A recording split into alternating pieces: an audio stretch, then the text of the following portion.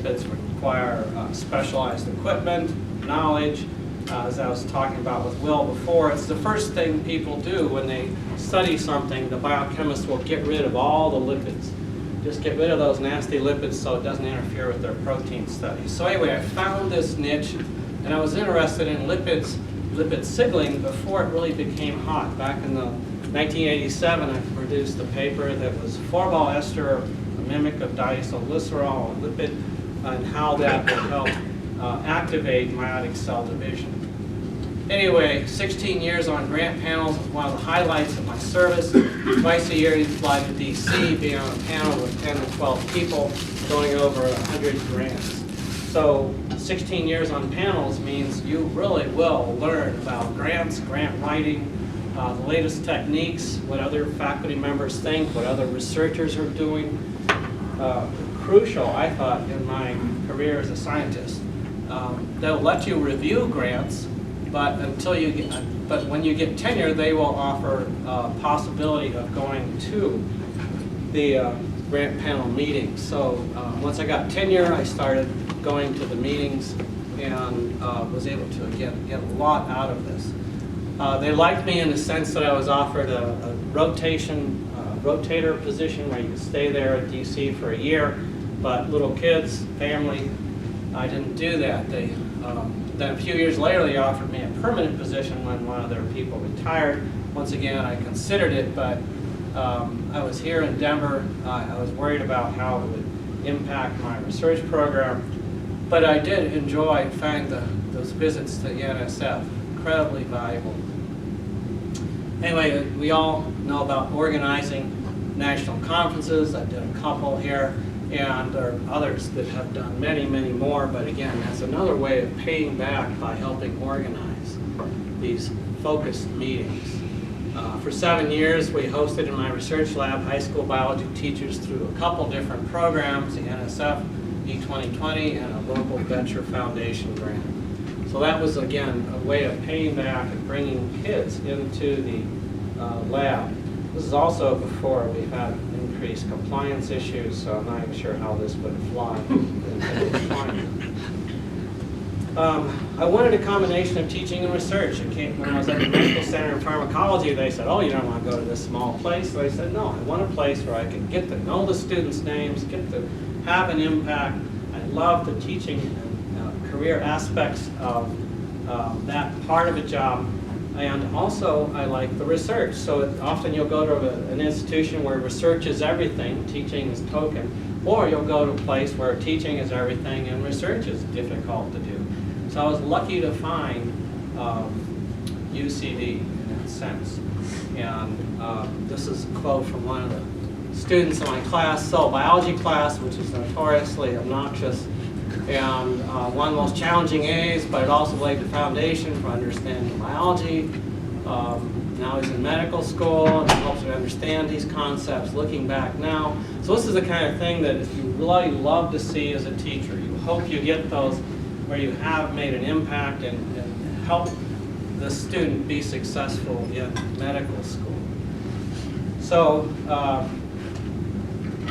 in terms of teaching, I was always interested in the web, and I remember I would take surveys in the 90s. How many people have computers? Maybe at that time it was like 30%, and then gradually see as I do that survey over the period of time through the early 2000s, and it gradually became 100%. But again, back then when I started, 30% maybe had access to computers or had a computer.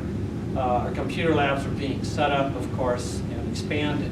But I was able to incorporate a website into my teaching.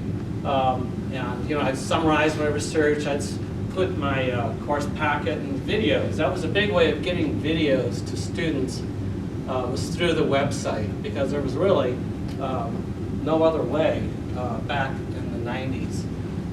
This site was set up, I had a couple of these counters, but that's what you did back then too. You put in a counter that kept track of how many people visited your website, and that was set up in 1997, but this was actually a second version of that. Anyway, I'd be able to put in pictures of students at meetings, etc. And so it was fun to incorporate websites into teaching at that time. My first teaching paper was one that evaluated different web-based teaching platforms. WebCT was very commonly used back then. Now we have Canvas, of course, but it has this paper researched the different platforms and also the kind of statistics you would get from these platforms, like how many students visit the website, how often the students visit the website, and I correlated that with grades and other factors. In 2004, this is my most highly cited research paper of all the papers I put out, and I thought it was great that it was in teaching. And it was quantified the value of animation. I split the class up into half. One got a video, the other one just got the static illustrations, and there was a 20% increase in understanding. So animation versus static illustrations, where many of the cell biology events are, this occurs here, and that event occurs over here, then there's a third event, then it finally occurs. And animations could do that. So it came out in 2004, and here are the citations, and here are the reads on ResearchGate. Anyways, for some reason, well, ResearchGate again I'm not sure when it started collecting data, but the point is, in 2013, it skyrocketed for reads. I get still lots of hits on this paper, and the citations went up a little bit too. It's very weird. So I'm not sure what happened in 2013.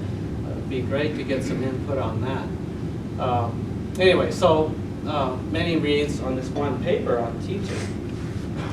But even though we supported the teaching, I was told at the time teaching papers will not count towards your promotion. So I kind of got away from that. But again, UCD has always been rather unique in its support for both teaching and research. So in 2014, I wrote clicker questions for Campbell's book.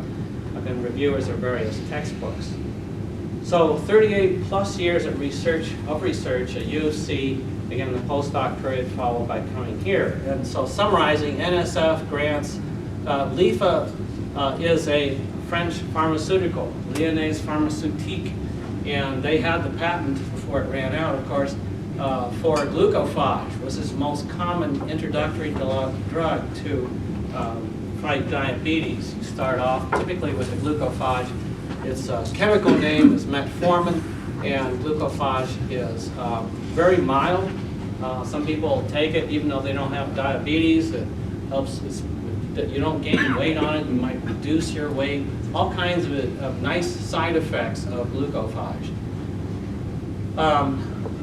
It stimulates AMP-dependent protein kinase, which is the kinase that's activated when you don't have much ATP around, and actually that enzyme, it provides a lot of health benefits. So anyway, so we spent 10 years looking at that with support from LIFA, and we made some, I'll briefly talk about that in terms of discoveries. NSF took a big hit when we started the second war in like 2004 or 5.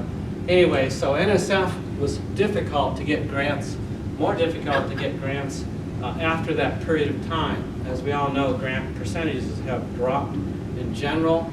And so I started switching over to the NIH, and they funded me of late. But again, equally or more important from these grants, the side effects, the outcomes of these grants. Each year I had a budget of $25,000 to $30,000 for student salaries. So total about $600,000 went to student salaries. It's a major, has been for students in my lab, a major way of funding. And many students have depended upon this support to attend UCD. Otherwise, they might not have the money, pay for tuition and this and that, or they'd have to work at McDonald's and reduce their time in the lab or even taking classes. So this has been a major impact upon getting these grant funds. Support for travel to national meetings was also involved. So Colby Fees, who just got his PhD here at the medical center and now is a postdoc back east.